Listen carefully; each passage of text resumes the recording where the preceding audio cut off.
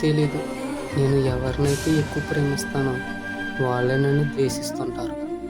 ఎవరినైతే ఇష్టపడతానో వారితో ఎక్కువ ప్రాబ్లమ్స్ వస్తుంటాయి. చాలా బాధగా ఉంటుంది.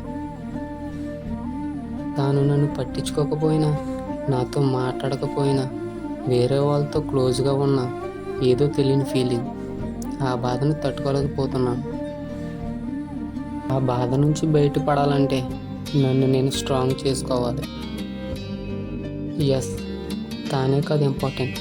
నా లైఫ్ నాకు ఇంపార్టెంట్. నా హ్యాపీనెస్ నాకు ఇంపార్టెంట్.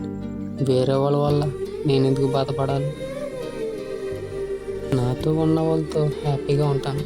నన్ను ఇష్టపడ్డ వారితో కలిసి ఉంటాను. నా లైఫ్ ఉన్నది నా హ్యాపీనెస్ కోసం, అంతేగాని వేరే వారి వల్ల బాధపడటం కోసం కాదు.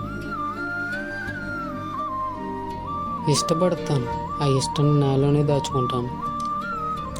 అప్పుడు తను నా ప్రేమను మిస్ అవుతుంది కాబట్టి ఏదో ఒకరోజు తనే నా దగ్గరకు వస్తుంది. అప్పుడు నా ప్రేమ అంతా బయటపడతాను.